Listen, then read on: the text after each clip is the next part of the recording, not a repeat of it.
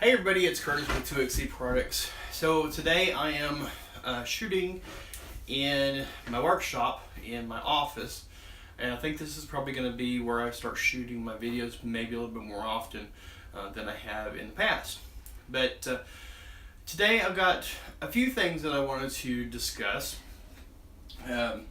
First off, before we do that, please smack that subscribe button down in the bottom right hand corner to make sure that you subscribe to the channel, of course, but don't forget to click on that little bell icon as well. If you do that, then you won't miss anything, and who knows when I'll be posting videos. I do post a video, a review video, every Friday, but these videos I'm going to be doing like this are kind of few and far between. I'm going to try and do them on like a Tuesday at the very least. I don't know if it's going to be like a weekly thing or a bi-weekly thing. Probably at least a bi-weekly thing on something a little bit more formal like this. Maybe do some random little short videos or something like that in between. But if something comes up or something like that. But these will probably be released on Tuesday, probably on a bi-weekly basis. So first thing I wanted to talk about is, of course, the government shutdown. Now, I know you probably don't want to hear about this and all that, but I'm not going into politics or anything like that, so don't fret. Don't turn me off. Keep watching here. What I'm talking about is the FCC part of this. Now, I've been reading through some Reddit streams here lately, and one of the things that I stumbled across on was a guy that had applied for a vanity call, and he's like, what's taking so long? I looked on the 29th and the 30th and 31st and the 1st, and it's still not there.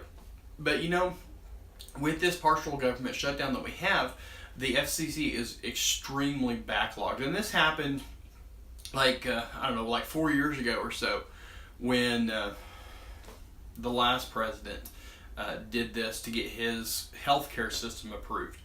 And the same thing happened. The FCC got backlogged, and it took a little while to dig out. Well, one of the articles that I saw on the ARRL website stated that they are back up and running. They are processing applications and stuff, and everything that was submitted between January 3rd and January 29th are being processed. But it's going to be done over the next several weeks, and they emphasize the next several weeks. So if you took a test and you're looking for your call sign, it's going to be a little bit. The ARRL alone has 2,700 pending amateur radio examinations, over 450 425 testing sessions, and that's just the ARRL. You also had W5YI, which I don't know how many they have, but I'm sure it's probably right up there about the same, considering that the ARRL VEC and the W5YI VEC are pretty well the same size. And then on top of that, there's 13 or 12 other VECs out there that give testing sessions. So who knows how many amateur radio applications are being processed right now. Now, one of the things that I said when I replied to this comment was that there is all these different things that are all these different applications that are in, and I got back the comments of, well, I do database, put stuff in databases all the time with massive amounts of data, and it doesn't take that long. It's not going to crash the system or whatever. But I don't know if people just don't realize that it's not just inputting data into a database that goes through the whole process. I don't know what the whole process is. I really would like to find out. I think it would be rather interesting to find out what the whole process is. But it's not just enter this data, get a call sign. I'm sure there's probably a little bit more to it. But anyways, they are working on it, and so they said that they will be working on it, and hopefully by Thursday, I believe is what this thing said. Yeah, by close of business Thursday, they're going to be starting processing the new applications that are going through on the ARRL. So if you took a test, you upgraded, you changed your address, whatever it is, be patient with the FCC. They're working on it, and they're going to get it up as soon as they can. Okay, so moving on. This thing, there's two things actually that I want to mention here. One of which I noticed on QRZ.com this afternoon when I was looking through some stuff. I didn't realize this, and I don't know how many people did, but QRZ just did a upgrade to their servers. They made them faster. They put all of their logging on a separate server, upgraded it, and they're migrating over to this. So by the time this video goes live, it'll probably be done, but they're saying over the next 24 hours what this thing is going to do, and that was posted today, and today is the 2nd. So it's going to take, the 3rd or the 4th before all the logs get caught up on the QRZ server. So, but one of the comments in there was that before the migration was done, there was no article posted or blog post posted or news article or anything like that out on QRZ saying, hey, this is going to happen. I don't know how true that is. I didn't take the time to look at it, so I don't really know. But because of that comment, I saw this article on ARRL, and I wanted to make sure that I shared it in this video. On February the 13th, that's a Wednesday, the ARRL is going to be doing a brief planned outage. It's going to be going from 1100 UTC time to 1300 UTC time. And they're doing a hardware test of existing failover systems for all the systems behind the rack space firewall. This will be affecting the main ARRL website, the store, contesting related pages, logbook of the world, email, and the headquarters will not be affected. So it's just going to be the main website, store, and contesting pages that are going to be affected. So you're not going to, if you use logbook of the world, you're not going to be affected. Email, stuff like that, you don't have to worry about it. It's just going to be a minor thing, and it's just going to be for 2 hours, bearing any kind of major issue or whatever. Okay, so moving on. This thing I found really interesting. An article, and I believe this one was on Reddit. I'm not sure. It might have been on QRZ. It seems like the AnyTone D878UV radio is going to add a new circuit card to the inside of the radio. It's a Bluetooth module. I love this. I really wish that more radios had this option to it, or the ability to do this. And let me tell you why. The kit in this thing includes a external Bluetooth PTT switch, and you'll be able to pair it with your radio and also pair it to your vehicle. Now, if your vehicle has Bluetooth in it and you're able to talk on the phone over Bluetooth, you know what I'm talking about. You know how nice it is that you can be driving down the road listening to music, and a phone call comes in and you'll be able to answer your phone and talk hands-free on your cell phone, and it'll go through your car stereos and the microphone they're built into your car, and you don't have to worry about holding the phone up to your ear or whatever when you're driving. Well, this is going to be on the same premise.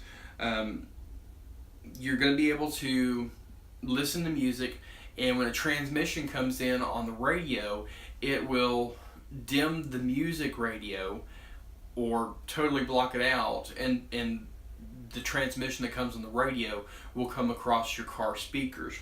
And you'll Velcro the PTT button to your steering wheel or your gear shift or wherever you want to do it. And whenever you press that button, it'll also kill the audio of the music, and your voice will be picked up by the microphone and built into your car and send it over your radio. So I love this. I wish more things had it. I thought of this, 2, 3, 4 years ago, and trying to figure out some way of doing it. and it seems like AnyTone is building this into this radio. And again, this is the AnyTone D878UV. It is a handheld radio, and it sells right now for about $220, just shy of $220. And I'll put a link in the description to Amazon on that radio, or if not, like MTC Radio or something like that. Okay, so moving on. This one, the next two things here that I want to talk about is something that is very dear and near to me. Pardon me while I take a drink. So first off, let's talk about the ARRL.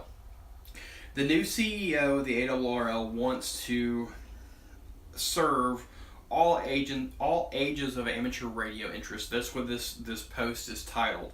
And basically it goes about saying that the CEO wants to make the ARRL more youth friendly.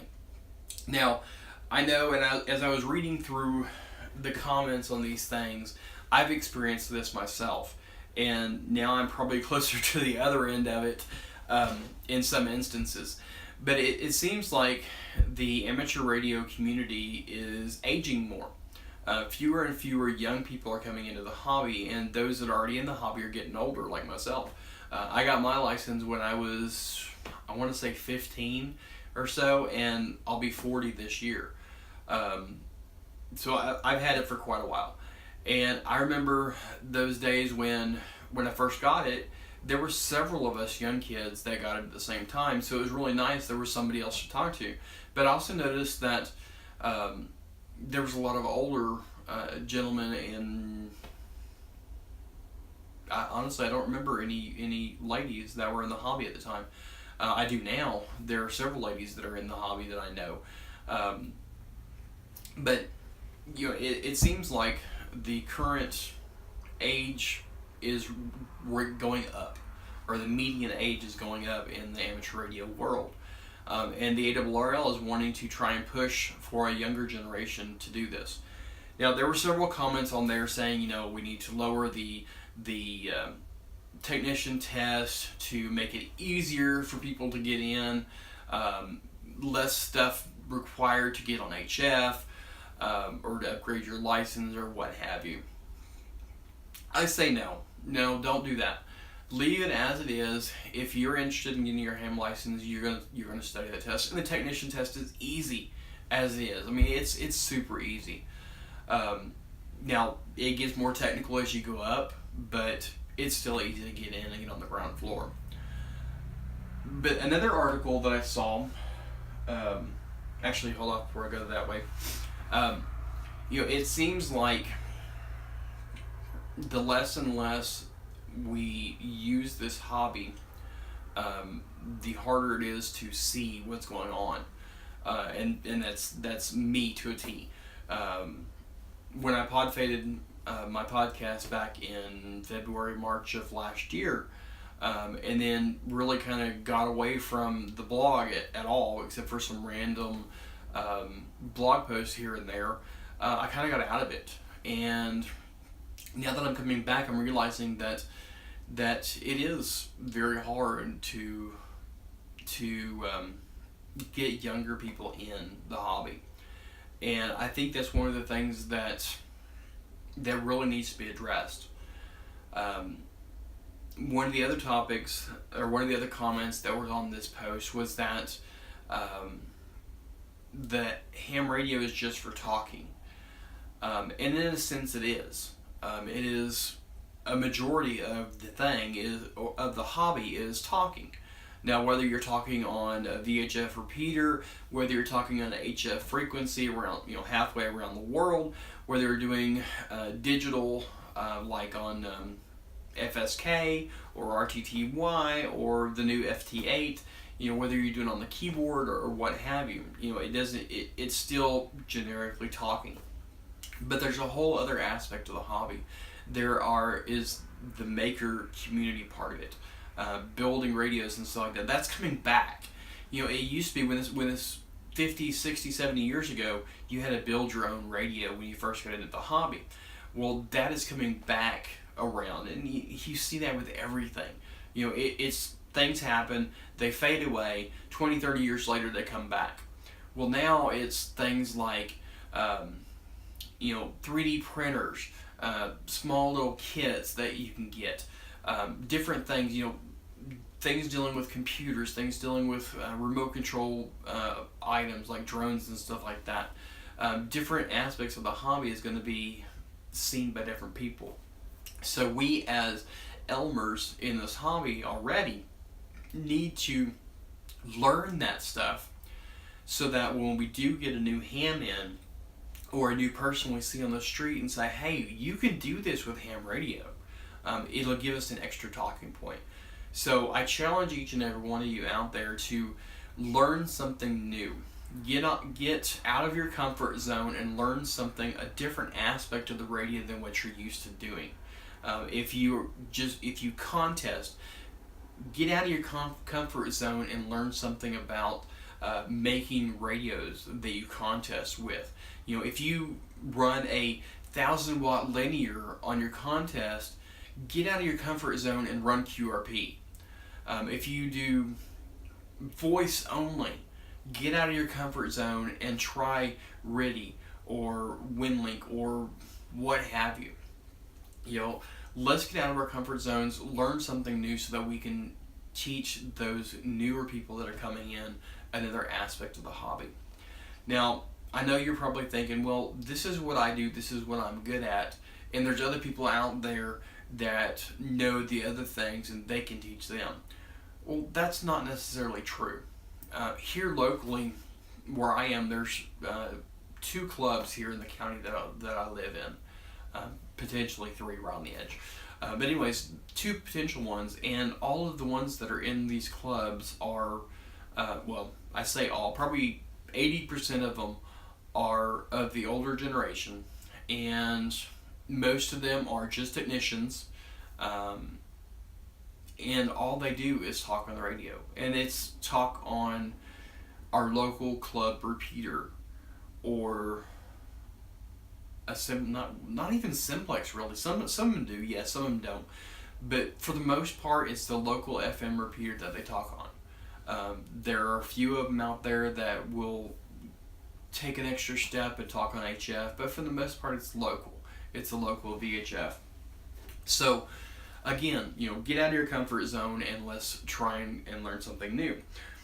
Now, along those same lines, there is a group called the Young Amateurs Radio Club that wants to pair youthful contesters with big gun stations.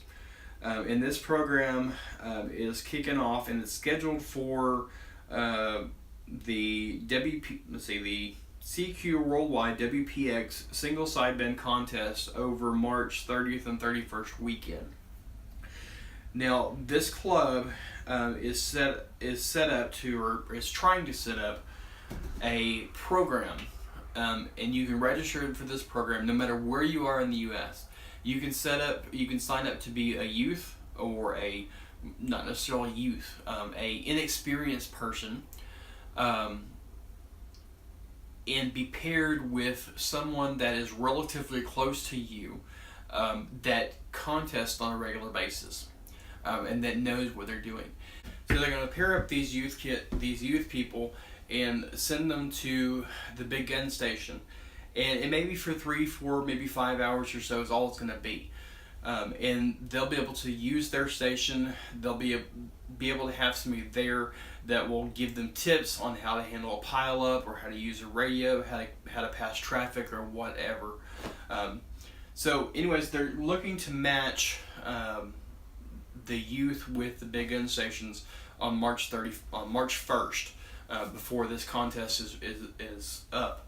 So if you are interested in participating in this, whether as a youth or an inexperienced contester or as a big gun station, send them an email, and I'll put a link in the description and on the blog post as well, to where to send that to. So anyways, that pretty much wraps it up. I want to thank y'all for tuning in today. Please hit that subscribe button and the little bell icon to get notifications on when I publish a new video. Like I said, these videos are going to be probably few and far between, and they'll probably be on at least a Tuesday, if at all. And then I have the review videos every Friday. Check us out on Facebook at facebook.com/Everything Hamradio. I'm on Twitter at K5CLM, and check out the blog at everythinghamradio.com. So until next time, y'all, I will see y'all later in 73.